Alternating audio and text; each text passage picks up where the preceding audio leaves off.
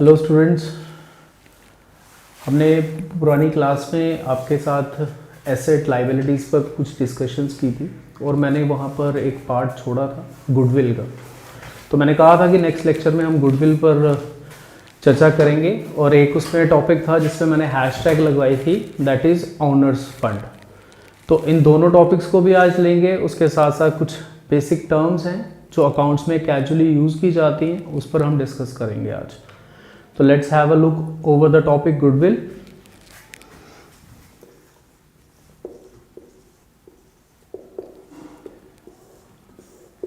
Goodwill क्या है? Goodwill मतलब एक रेपुटेशन ऑफ द बिजनेस। ऐसे कैजुअली तो गुडविल के लिए हम कहते हैं कि ठीक है भाई, ये दुकान बड़ी चलती है, इसकी गुडविल बड़ी है। किसी के लिए कहते हैं कि यार इसका रेवेन्यू बहुत ज़्यादा है, सेल बहुत ज़्यादा है, इसकी गुडविल बहुत ज़्यादा है। तो अल्टीमेटली हम गुडविल को मतलब कंप्यूट किस बेसिस पर करेंगे? हम गुडविल को किस नज़रिए से समझेंगे कि ये एक्चुअल में इसकी गुडविल है? उसकी मैं एक एग्जांपल लेता हूं आपसे। फॉर एग्जांपल, बेसिकली गुडविल क्या है? Goodwill is an intangible asset.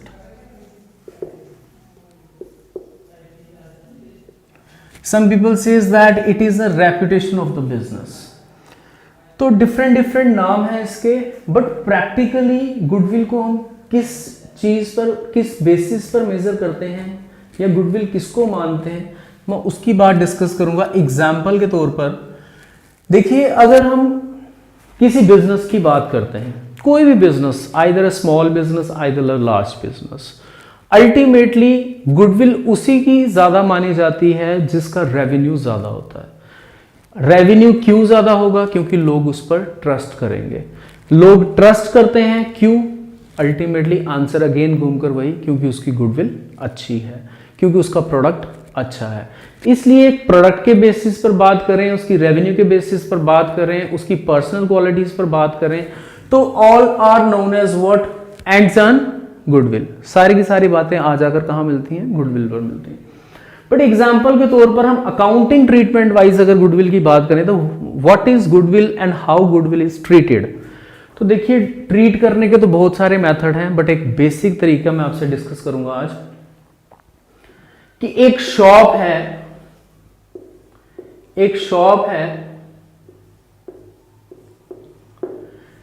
इस शॉप के अंदर ये रेंट पर है दुकान, इसकी, इस पर्सन की दुकान रेंट पर है। इसके पास कुछ इक्विपमेंट्स पड़ी होंगी अंदर जिस चीज से ये काम करता होगा। कोई फर्नीचर फिक्सचर होगा, कोई लेट सपोज कोई बेसिक प्लांट एंड मशीनरी भी है, छोटी मोटी कोई। तो कुछ इस तरह का इसके पास मटेरियल पड़ा हुआ है अंदर, मतलब ऑल एसेट्स।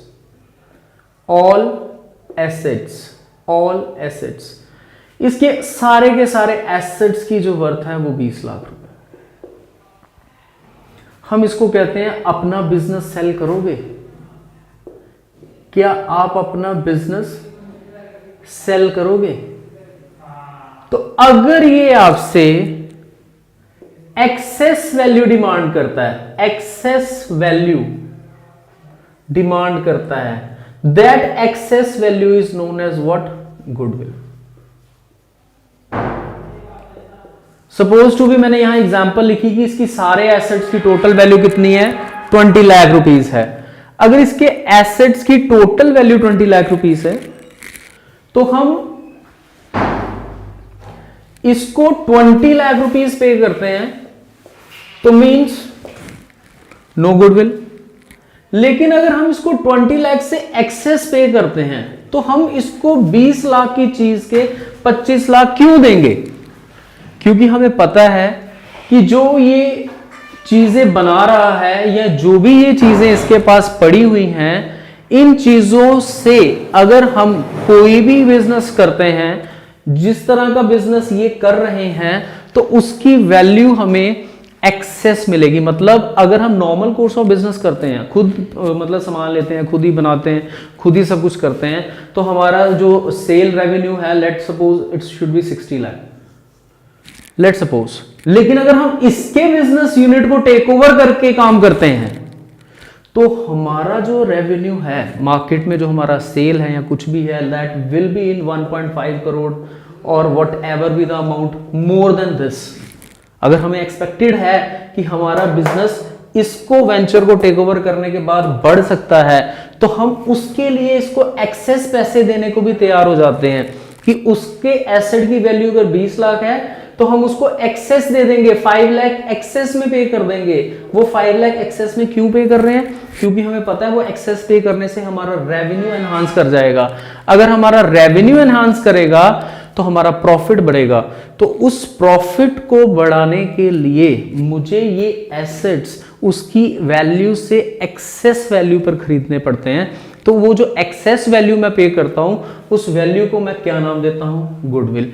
इस तरह से हम किसी भी बिजनेस की गुडविल को परचेज कर सकते हैं।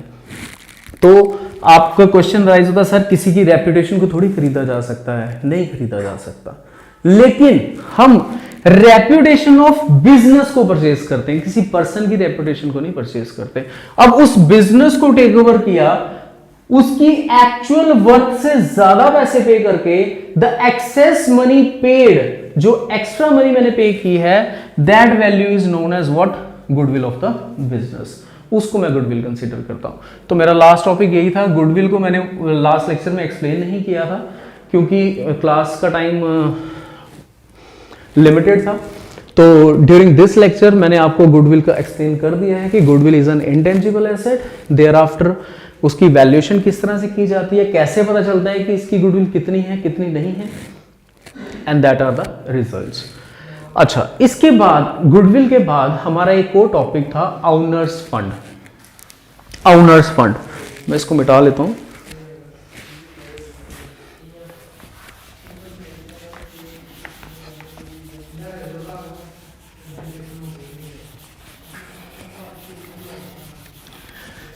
देखिए, ओनर्स फंड जो हमारा टॉपिक है, ओनर्स फंड, मैं एक चीज और बात करूंगा। मैंने आपसे अभी कहा कि हम किसको परचेज कर रहे हैं? Goodwill of the business. हमने कल भी बात की कि सामान बेचता है तो कौन बेचता है? बिजनेस बेचता है। मैंने आपसे कहा कि हम खरीदते हैं कोई चीज तो कौन खरीद रहा है? हमारा बिजनेस खरीद रहा है। इट मीन्स दैट मैंने यहां पर दो चीजों को डिस्टिंक्ट किया है, दो चीजों को अलग अलग किया है। एक मेरी चीज कौन सी है? बिजनेस। और एक कौन है? Business man. Means businessman, this businessman is different and distinct from its business. आप ऐसे भी कह सकते हैं business is different and distinct from its owner. Business is different and distinct from its owner. जब ओनर ने बिजनेस के अंदर पैसा इन्वेस्ट किया है, पैसा इन्वेस्ट किया है, money invested by the owner is known as capital, is known as capital. Money invested by the owner in the business is known as capital. यही कैपिटल मेरी क्या कहलाई जाती है? Owner's fund. Owner's fund, owner का fund, owner का पैसा। तो बिजनेसमैन जब बिजनेस के अंदर पैसा इन्वेस्ट करता है तो बिजनेस उसको अपनी बुक्स में क्या ट्रीट करता है? कैपिटल। तो like the same way capital and owner's fund one and the same thing. लेकिन होता क्या है, ओनर फंड हम एक कंसोलिडेटेड वर्ड यूज करते हैं क्योंकि उसका अपना पैसा, उसके अंदर कोई प्रॉफिट आया इस साल का वो भी डाल दिया जाता है। भाई ये प्रॉफिट भी किसका होगा? ओनर का ही होगा, इसलिए इसको मिलाकर ओनर्स फंड बन जाता है। इवन रिजर्व्स होते हैं, सब कुछ सरप्लस होता है एटसेट्रा। वो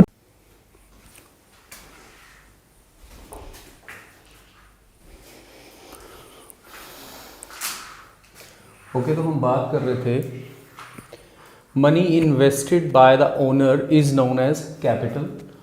ओनर्स फंड हमारा कैपिटल तो होता ही है, कैपिटल के साथ साथ प्रॉफिट, रिजर्व एंड सरप्लस, क्योंकि ये प्रॉफिट भी जो बिजनेस के एट द एंड हम कैलकुलेट करेंगे उस पर किसका अधिकार होगा, ओनर का। तो ultimately that amount of profit भी हमारा किसका पार्ट बनता है, ओनर्स फंड का। रिजर्व एंड सरप्लस का मतलब होता है इस प्रॉफिट का कुछ हिस्सा मैंने बिजनेस के अंदर दोबारा से रिजर्व ही रखा, मैंने वो पैसा किसी और को, मतलब मैं उसको विड्रॉ नहीं करके गया। जैसे सपोज टू बी मेरे को इस साल प्रॉफिट हुआ 5 लाख इन द बिजनेस, तो मैंने उसमें से 2 लाख रुपीस बिजनेस के अंदर ही री इन्वेस्ट कर दिया कि बिजनेस की मेरी जो नेटवर्थ है वो बढ़ जाएगी। तो वो 2 लाख जो मैंने बीच में ही रिटेन रखा, that retained earnings is known as my reserves and surplus means profits. तो रिजर्व एंड सरप्लस एक कॉमन वर्ड यूज किया जाता है। अगर हम प्रॉफिट का कुछ पोर्शन बिजनेस में री इन्वेस्ट करेंगे तो वो पोर्शन भी अल्टीमेटली मेरा कैपिटल का ही पार्ट होगा, that always be concluded as what, owners fund. तो इसलिए हमने आपको ओनर्स फंड वर्ड का क्लियर मीनिंग दे दिया कि capital, profit, reserve and surplus. लेकिन एक क्वेश्चन यहां राइज होता है कि now tell me how it is a liability. ये लायबिलिटी कैसे है, how it is a liability, क्योंकि पैसा तो मेरा ही है, चाहे मैंने कमाया, चाहे मैंने इन्वेस्ट किया, चाहे ये मेरा रिजर्व एंड सरप्लस है, पैसा तो मेरा अपना ही है, तो then how it is a liability. मैं अगेन आपको एक चीज क्लियर कर दूं, वो क्लियरेंस किस बात की है कि बिजनेसमैन अलग है, बिजनेस अलग है, और अकाउंटिंग जो हमने करनी है वो हमने बिजनेस की करनी है। अकाउंटिंग जो हमने करनी है वो किसकी करनी है, बिजनेस की करनी है। इसलिए अब मैं बिजनेस के पॉइंट ऑफ व्यू से सोचूं, अगर मैं बिजनेस के पॉइंट ऑफ व्यू से सोचूंगा तो बिजनेस ने पैसे किससे लिए हैं, सेकंड पर्सन से। Business is a different and distinct identity, ये अलग है। अगर ये अलग है तो इसने किसी और से अगर पैसे लिए हैं, तो अगर हम किसी और से पैसे लेते हैं तो वो हमारे लिए क्या बनती है, लायबिलिटी बनती है। इसलिए owner's fund, capital, reserve and surplus, profits, profits कौन से, जो हमारे बैलेंस शीट, मतलब जो हमने ईयर एंड में क्लब कर लिए हैं, किसमें, ओनर के साथ, वो सारे के सारे मेरे किसका पार्ट बनते हैं, लायबिलिटी का पार्ट बनते हैं। सो हेंस बिजनेस डिफरेंट है, बिजनेसमैन डिफरेंट है। ऐसा रूल कौन सा कॉन्सेप्ट हमें समझाता है, that concept is known as business entity concept, business entity concept. अब अगर हम इस लिहाजे से पढ़ें कि बिजनेस एंटिटी कॉन्सेप्ट क्या कहता है, तो बिजनेस एंटिटी कॉन्सेप्ट कहता है बिजनेसमैन और बिजनेस दोनों अलग अलग हैं, और हमने जो अकाउंटिंग है वो बिजनेस की करनी है, ना कि बिजनेसमैन की करनी है। सो हेंस बिजनेस एंटिटी कॉन्सेप्ट हमें क्या समझाता है, business is different and distinct from its owner. जो उसका ओनर है वो अलग है, बिजनेस अलग है, और अकाउंटिंग ट्रीटमेंट जो है हमने किसको देख के करनी है, बिजनेस को देख के करनी है। And this is your first concept, that is business entity concept. तो आज के लेक्चर में बाद में हम कॉन्सेप्ट डिटेल में डिस्कस करेंगे काफी सारे। अभी फिलहाल कुछ टर्म्स हैं, अकाउंटिंग टर्म्स, छोटी छोटी, प्रॉफिट क्या होता है, लॉसेस क्या होते हैं, इनकम्स क्या है, गेन्स क्या है, उस पर हम 5-7 मिनट का लेक्चर करेंगे। Thereafter we will continue the next.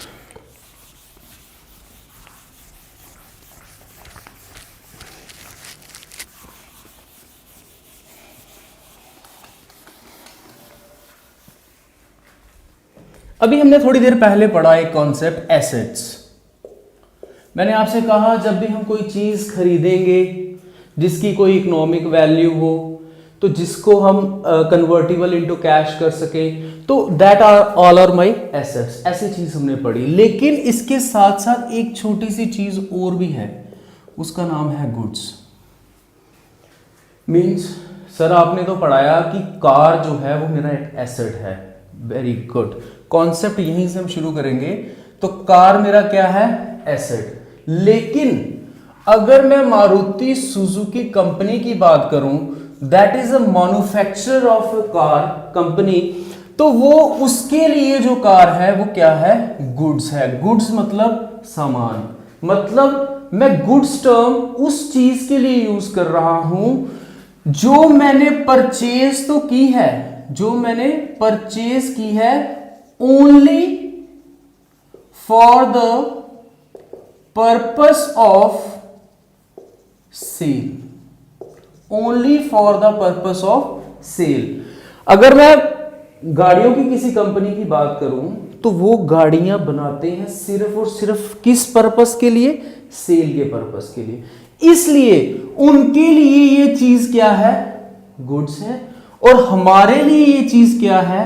Car है। क्यों कार है? क्योंकि हमारे लिए ये एसेट फॉर द यूज है, फॉर द यूज है, लेकिन इनके लिए जो एसेट है फॉर द सेल है, फॉर द सेल है। इसलिए जो चीजें हम खरीदते हैं for the sale purpose are known as goods, लेकिन जो चीजें हम खरीद रहे हैं अपने इस्तेमाल के लिए, इन्वेस्टमेंट्स के लिए, उसके फ्यूचर यूज के लिए, उसकी इकोनॉमिक वैल्यू को इन फ्यूचर रियलाइज करने के लिए, या उससे कुछ ना कुछ हम इनकम जनरेट करने के लिए, लाइक प्लांट एंड मशीनरी हम यूज करते हैं तो उससे कुछ ना कुछ प्रोडक्शन करने के लिए, that all are my assets.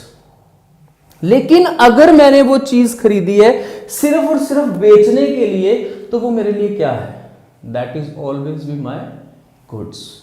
अब बात करते हैं लाइक द सेम वे, एक फर्नीचर का शोरूम है, तो वो फर्नीचर वाले का जो शोरूम है उसने जो फर्नीचर अपनी गोडाउन में रखा है या अपने ऑफिस के अंदर फॉर सेल लगाया हुआ है, that furniture is what? That furniture is also goods. और जो फर्नीचर हमने अपने ऑफिस में रखा है for the purpose of, again मैं वही बात करूंगा, for the purpose of use, तो उसको हम क्या मानेंगे? That will be asset. तो so conclusion of the whole story is this कि हम कोई भी एसेट अगर सेल के पर्पस के लिए खरीद रहे हैं, कोई भी चीज, सॉरी एसेट वर्ड नहीं यूज करूंगा, कोई भी चीज, कोई भी आइटम हम परचेज करते हैं for the purpose of sale, तो उसको मैं क्या नाम दूंगा? गुड्स। लेकिन अगर मैं कोई भी चीज खरीदता हूं इस्तेमाल करने के लिए और उसका इकोनॉमिक बेनिफिट मुझे मोर देन 1 ईयर मिलने वाला है, तो मैं उसको क्या कंसीडर करूंगा? एसेट। इसीलिए इस चीज पर कंफ्यूज नहीं होना है कि हमने इसको एसेट क्यों लिखा और इसको एसेट क्यों नहीं लिखा। उसका आंसर एक ही होगा नहीं लिखने का कि हमने वो चीज किस पर्पस की खरीदी है? सेल के पर्पस से खरीदी है, इसलिए उसको क्या कहा जाएगा? गुड्स। नाउ गुड्स को हम अपनी बुक्स में जब रिकॉर्ड करते हैं तो 2 नाम से रिकॉर्ड करते हैं। वो 2 नाम कौन से हैं? एक सिंपल परचेज और एक सिंपल सेल।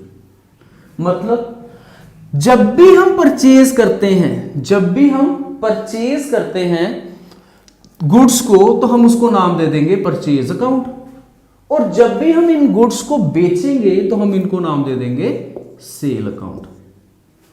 इसलिए गुड्स को हम 2 वर्ड रिप्रेजेंट कर रहे हैं, एक परचेज अकाउंट से, एक सेल अकाउंट से। तो डेफिनेटली जब हमने सामान खरीदा है तो परचेज अकाउंट आएगा, जब हमने बेचा है तो हमारे वहां पे सेल अकाउंट लिखेंगे। हम गुड्स अकाउंट नहीं लिखते, हम गुड्स अकाउंट नहीं लिखते। जैसे हम यहां लिख रहे हैं ना कि भाई एसेट कार खरीदा है तो कार अकाउंट आ जाएगा, पर फर्नीचर खरीदा है तो फर्नीचर अकाउंट आ जाएगा।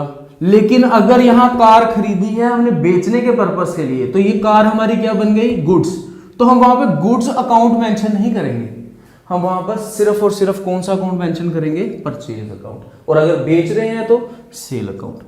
अब ये तो कॉमन सा कॉन्सेप्ट है, मैंने आपको आई थिंक फर्स्ट लेक्चर में डिस्कस किया है आपसे, rules of debit and credit. Even आपको पहले भी, थोड़ी देर पहले भी मैंने रिवाइज करवाया कि जो चीज़ आ रही है उसको डीआर करेंगे, जो चीज़ जा रही है उसको सीआर करेंगे। इसलिए परचेज अकाउंट कैजुअली 99% केस में डेबिट होता है और सेल अकाउंट तो 100% केस में क्या होता है? क्रेडिट होता है। इसकी कुछ एक्सेप्शंस हैं, वो हम बाद में पढ़ेंगे, बट फिलहाल का कॉन्सेप्ट जो मैंने आपको करवाया है उसके बेसिस पर एक छोटी सी एग्जांपल बनती है कि परचेज का मतलब होता है सामान को खरीदना। तो जब सामान आ रहा है तो हम उसको क्या करेंगे? डेबिट। जब सामान जा रहा है तो हम उसको क्या करेंगे? क्रेडिट। दूसरी बात, परचेज मेरा क्या है? एक्सपेंस, खर्चा है। मैंने सामान खरीदा तो मेरा खर्चा हुआ, तो ऑल एक्सपेंसेस एंड लॉसेस क्या करते हैं हम? डेबिट। सेल करेंगे तो क्या होगा, इनकम होगी, रेवेन्यू जनरेट होगा, तो that income always be credited. ऐसा हम नॉमिनल अकाउंट में पढ़ चुके हैं, इसलिए ये परचेज और सेल किसका पार्ट है, नॉमिनल अकाउंट का पार्ट है। Now come to the next term. Next term हमारी जो है, इसी से हम बात करते हैं परचेज अकाउंट। परचेज अकाउंट, अगर हम सामान खरीदेंगे तो परचेज, अगर इसी को रिटर्न कर दिया, हमें आपका सामान पसंद नहीं आया, आपका सामान एज पर द सैंपल नहीं था, आपके सामान की रिक्वायरमेंट हमारी रिक्वायरमेंट से मैच नहीं कर रही है, तो इसलिए हमें वो सामान की क्वालिटी अच्छी नहीं लगी, या कुछ भी अच्छा, या कुछ भी ऐसा फैक्टर रहा जिससे कि हम उसको वापस कराए हैं, तो अल्टीमेटली वो दूसरा अकाउंट बनेगा, that is purchase return account. Purchase return account, अगर हमने वो सामान वापस कर दिया जो खरीदा था, तो वो कौन से अकाउंट में जाता है, परचेज रिटर्न अकाउंट। ऐसे इसी का ऑपोजिट बना लीजिए आप, सेल अकाउंट मीन्स हमने किसी को सामान बेचा है और वो हमें वापस देने आ गया, अगर वो हमें वापस देने आ गया तो डेफिनेटली उसको हम कौन से अकाउंट से रिप्रेजेंट करेंगे, सेल रिटर्न अकाउंट। अब कॉन्सेप्ट देखिएगा यहां पे, परचेज क्या हो रहा है, डेबिट, तो डेफिनेटली परचेज रिटर्न क्या होगा, क्रेडिट। परचेज रिटर्न क्या होगा, क्रेडिट। सेल अगर क्रेडिट हो रहा है तो उल्टा है सेल रिटर्न, तो ये क्या हो जाएगा, डेबिट। कॉन्सेप्ट क्या है, हो रही बात सेकेंडरी, पर यहां पर बात किसकी हो रही है, परचेज को रिटर्न करना है। तो अगर परचेज डेबिट हो रही है तो परचेज रिटर्न डेफिनेटली उसका उल्टा है, तो हम यहां पे परचेज रिटर्न अकाउंट क्या होगा, क्रेडिट होगा। अगर सेल क्रेडिट होती है तो सेल रिटर्न अकाउंट क्या होगा, डेबिट होगा। इस चीज पर अगर कंफ्यूजन हो रही है तो कोई बात नहीं, हमारा नेक्स्ट चैप्टर वैसे भी जर्नल आएगा, उस पर हम ये चीजें डिस्कस करेंगे अभी डेप्थ में जाकर, लेकिन बेसिक बात है, इसमें इतना कंफ्यूजन है नहीं। अगर आपको यहां पर पार्ट क्लियर होता है कि परचेज डेबिट हो रही है, तो परचेज रिटर्न डेफिनेटली क्या होगी, क्रेडिट होगी। अगर सेल हमारी क्रेडिट हो रही है तो सेल रिटर्न क्या होगा, डेबिट होगा। Now the next concept is, cell return हो गया, परचेज रिटर्न हो गया, एक वर्ड यूज करूंगा मैं इसी पर, डेटर, और फिफ्थ वन क्रेडिटर।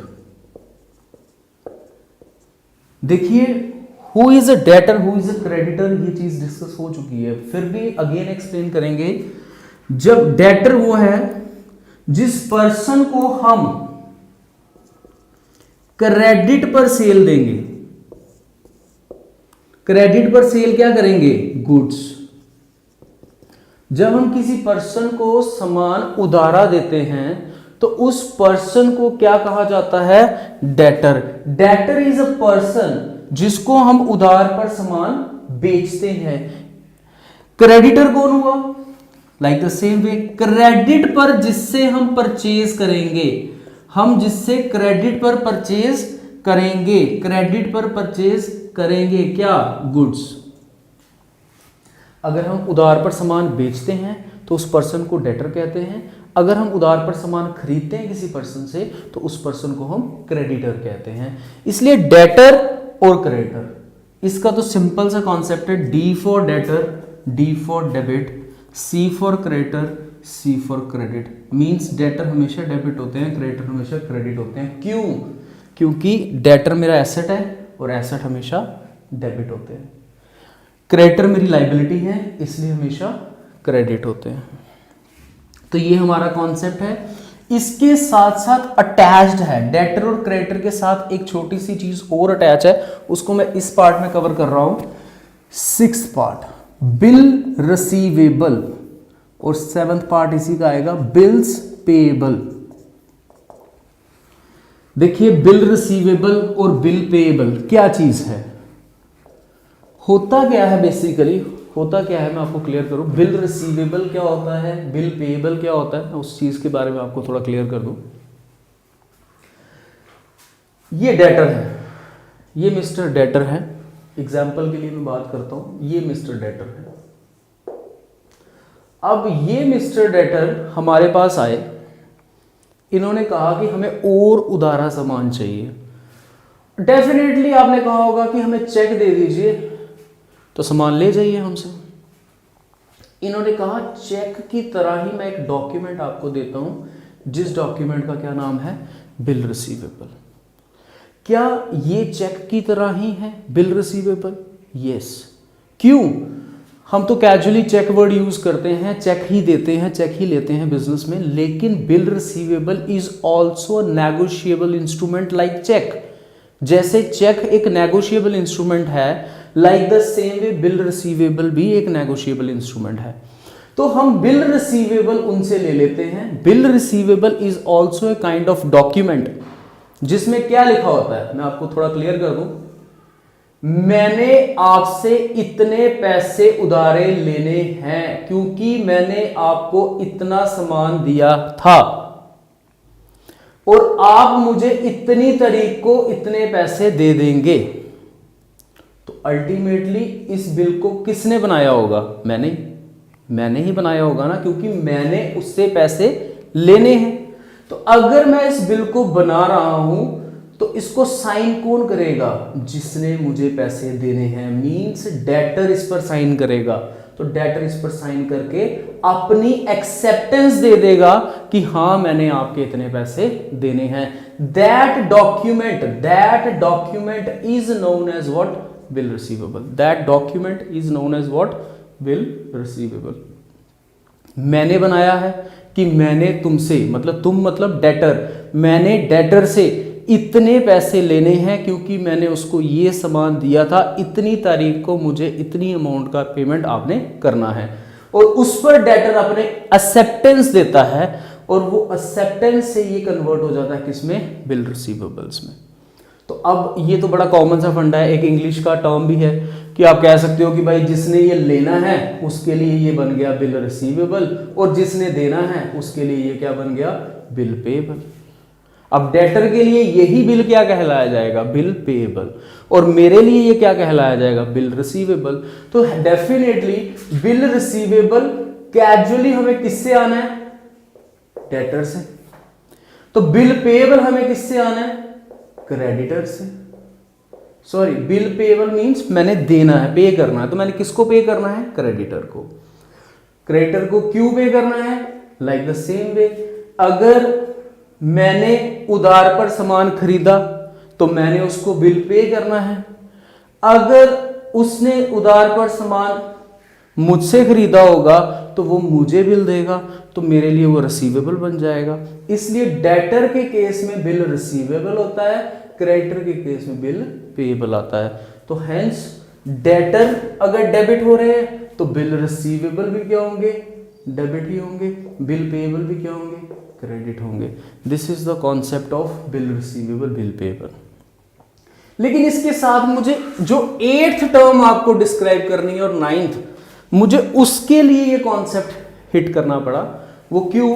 क्योंकि 8th टर्म कहती है व्हाट इज अकाउंट रिसीवेबल। तो answer is debtor plus bill receivable is equals to account receivable. This can be your MCQ, ये हो सकता है आपका। तो account receivable is equals to debtor plus bill receivable. Debtor और बिल रिसीवेबल दोनों को अगर मैं टोटल करूं तो वो मेरा क्या बन जाता है? अकाउंट रिसीवेबल बनता है। Like the same way account payable मेरा क्या बनेगा? अकाउंट पेएबल मेरा क्या बनेगा? Definitely creditor plus bill payable. इन दोनों को मैं मिलाऊंगा तो मेरा क्या बन जाएगा? अकाउंट पेएबल बन जाएगा। तो this is your wholly solely account receivable, account payable, bill receivable, bill payable, debtor, creditor, sale, purchase etcetera. अब एक छोटी सी बात आती है, परचेज हमारी कैश में भी हो सकती है और हमारी क्रेडिट में भी हो सकती है। तो कैश में हो चाहे क्रेडिट में हो, वो हमारी अकाउंटिंग ट्रीटमेंट रहेंगी, वो हम बाद में पढ़ेंगे। Like the same way sale भी हमारी कैश में हो सकती है, क्रेडिट में भी हो सकती है। यहीं से हमने वर्ड सीख लेना चाहिए कि परचेज अगर क्रेडिट से होगी तो उस पर्सन को क्या कहेंगे? क्रेडिटर। अगर सेल क्रेडिट पर हो रही है तो उस पर्सन को क्या करेंगे हम? डेटर। लेकिन अगर परचेज कैश पे हो रही है तो भाई कैश पे तो जो मर्जी ले जाए मेरे से, मुझे क्या है? मुझे तो सिर्फ कैश ही लिखना है कि भाई पैसे आ गए, चीज चली गई। लेकिन अगर पैसे नहीं आए, उधार की सेल है, उधार की सेल है तो मुझे उस पर्सन को क्या नाम देना पड़ेगा, मुझे उस पर्सन को नाम देना पड़ेगा डेटर, क्योंकि मैं जिस पर्सन को उधार पर सामान बेचता हूं उसे मैं क्या कहता हूं, डेटर कहता हूं, इसलिए उस पर्सन का क्या नाम बनेगा, डेटर। अगर तो लिखा होगा राम है तो हम राम ही मेंशन करेंगे, लेकिन अगर नाम ना लिखा हो तो हम वर्ड यूज करेंगे डेटर। लाइक द सेम वे अगर हम क्रेडिट पर परचेज करते हैं तो हम उसको नाम क्या देंगे, क्रेडिटर। नाउ आपके कुछ टर्म्स अभी पेंडिंग हैं।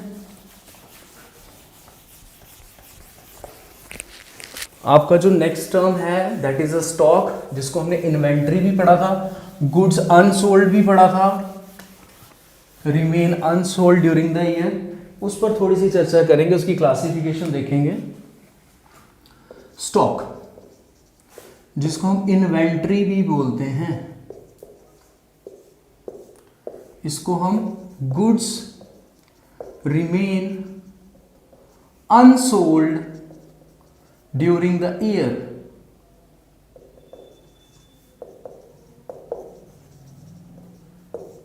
goods remain unsold during the year, that is stock, that is the inventory। देखिए बिजनेस में दो तरह के कैजुअल बिजनेस होते हैं, एक होता है ट्रेडिंग बिजनेस, एक होता है मैन्युफैक्चरिंग का बिजनेस।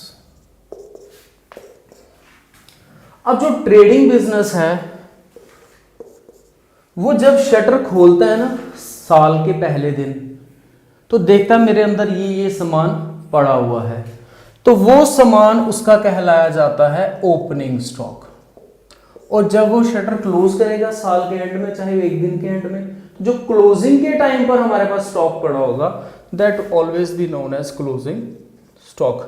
इन दोनों के बीच में डिफरेंस किसकी वजह से आएगा, इन दोनों के बीच में डिफरेंस किसकी वजह से आएगा, डेफिनेटली हमने कोई सामान या तो और खरीदा है, या तो सेल हुआ है, या कोई लॉस, एबनॉर्मल लॉस हो गया या नॉर्मल लॉस हो गया। Means normal loss, abnormal loss, चीज सड़ गई, गल गई, चूहों ने खा दी, या कोई और पानी की वजह से थोड़ा सा डैमेज हो गया स्टॉक, या किसी भी और पर्पज से हमारा कोई ना कोई एबनॉर्मल या नॉर्मल लॉस होने की वजह से भी मेरे स्टॉक की वैल्यू में चेंज आ सकता है।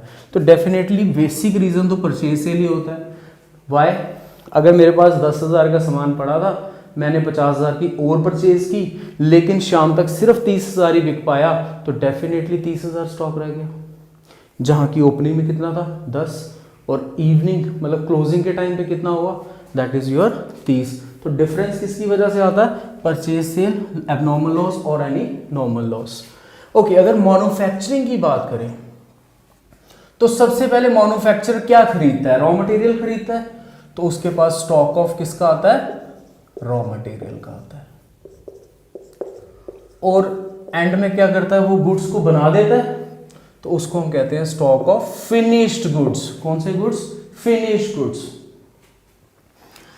अब सर हमने एक बॉक्स बनाया, ये बॉक्स बन गया, अब इस बॉक्स के ऊपर अभी ब्रांडिंग, लेबलिंग वगैरह सब कुछ होना बकाया है।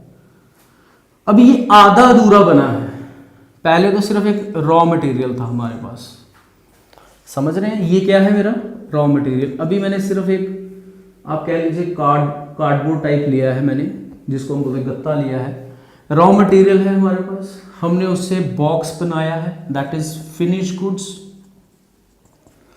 लेकिन एक ये सेंटर में भी कोई प्रोडक्ट है जो ना भी पूरा बना है ना ही वो रॉ है, तो उसको हमने नाम दिया सेमी फिनिश्ड गुड्स, और इसी को दूसरा नाम दिया जाता है WIP, उसको मैं यहां लिख रहा हूं, वर्क इन प्रोग्रेस। इसको हम सेमी फिनिश्ड गुड्स के नाम से भी जानते हैं, वो यहां से बोर्ड आप कर लीजिएगा WIP। तो डेफिनेटली स्टॉक या तो ओपनिंग होता है या तो क्लोजिंग होता है, या तो स्टॉक ऑफ रॉ मटेरियल हो सकता है, वर्क इन प्रोग्रेस हो सकता है, स्टॉक ऑफ फिनिश गुड्स हो सकता है। और स्टॉक मेरा क्या है,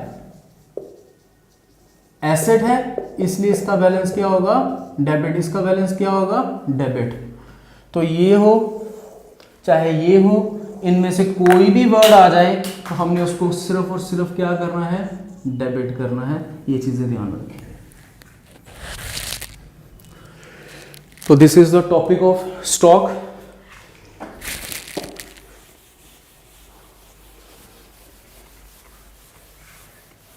हमने परचेज सेल पढ़ा, तो परचेज के टाइम पर प्रॉफिट होगा, लॉस होगा, गेन होगा, तो वो चीजें हम ऑलरेडी डिस्कस कर चुके हैं कि वो सारी की सारी हमारी नॉमिनल अकाउंट का पार्ट बनती हैं। All expenses and losses should be debited, all incomes and gain should be credited.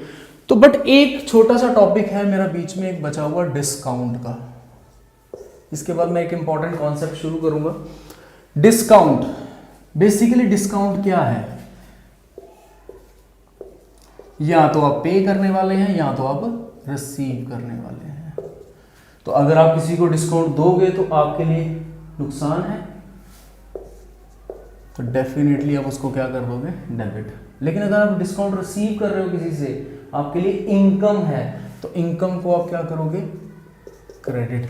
तो डिस्काउंट पेड है तो डेबिट, रिसीव है तो क्रेडिट। लेकिन अगर सर सिर्फ डिस्काउंट लिखा है, क्या लिखा है, सिर्फ डिस्काउंट लिखा है, तो हम इसको पेड मानकर चलते हैं, क्योंकि हम बिजनेस की अकाउंटिंग करते हैं। तो बिजनेस डिस्काउंट पे करता है अपनी सेलेबल आइटम्स के ऊपर, वो रिसीव नहीं करता। अगर रिसीव कर रहा होगा तो वो स्पेशली मेंशन करेगा कि ये डिस्काउंट कौन सा है, रिसीव है। लेकिन अगर सिर्फ डिस्काउंट लिखा है तो हम उसको पेड ही मानकर चलेंगे और उसको क्या कंसीडर करेंगे, डेबिट। अब बात आती है डिस्काउंट कितने प्रकार का है। तो बेसिकली ये दो प्रकार का होता है। एक होता है कैश डिस्काउंट। अब मेरी बात पर अगर मैं कोई बोल दूं कोई ऐसी वैसी बात, तो डोंट टेक इट अदरवाइज। पर एक एग्जांपल के लिए मैं यहाँ बात करूँगा। मोस्टली जो हमारे बड़े हैं फैमिली में, लेडीज़ जो हैं बड़ी, वो क्या करते हैं, बाज़ार जाती हैं, कहती हैं भैया ये वाली जो आपने हमें चीज़ दी है, या लेट इट बी ये जो आपने हमें सूट दिया है, इसकी क्या कॉस्ट है। अंकल ने कह दिया बहन जी ये 2000 रुपये का है, इट्स इक्वलेंट टू ₹2000। तो उन्होंने कहा नहीं नहीं इतना कॉस्टली ये तो मैं नहीं लूँगी।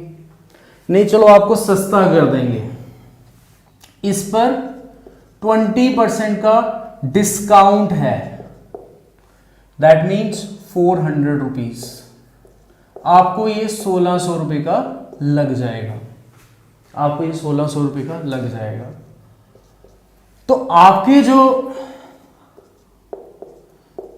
फैमिली पर्सन थे उन्होंने कहा नहीं जी मैं तो आपको 1400 रुपया ही दूंगी। जो हमारे घर के बड़े लेडीज हैं वो इसी तरह से बेसिकली शॉपिंग करते हैं मार्केट में जाकर। So on that basis I took an example. तो 2000 की चीज 400 का तो बिजनेसमैन ने डिस्काउंट दे दिया, क्योंकि उसने बाहर ही बड़ा सा एक बोर्ड लगा के रखा था, सेल सेल सेल 20% सेल। तो दैट 20% सेल इज व्हाट, वो 400 लेस हो गया, पीछे जो 1600 बच गया। उसके बाद जो नेगोशिएशन करके कैश पेड करके, मतलब पेमेंट मेड इन कैश करके जो डिस्काउंट हमने फर्दर लिया, that discount is known as CD. CD मतलब कैश डिस्काउंट, मतलब कैश डिस्काउंट। नेगोशिएशंस करके कैश में इमीडिएट पेमेंट करके जो हमने डिस्काउंट लिया, that discount is known as cash discount. लेकिन जो बड़ा सा बोर्ड पहले ही लगा हुआ था, सेल सेल सेल, मोस्टली आजकल आप जा रहे हैं कहीं भी, विंटर सेल लगी, वहां लिखा होता है sale sale sale 50% off. What is that 50% off? That discount is known as trade discount. और बेसिकली मैं इस डिस्काउंट को एक नाम देता हूं जिसका नाम है फेक डिस्काउंट। इस नाम का कोई डिस्काउंट नहीं होता। This discount is only and only allowed to customer, सिर्फ किस लिए, टू अट्रैक्ट, उसको अपनी तरफ अट्रैक्ट करने के लिए एक लालच दिया जाता है कि हमने 50% का ऑफ लगा रखा है, आप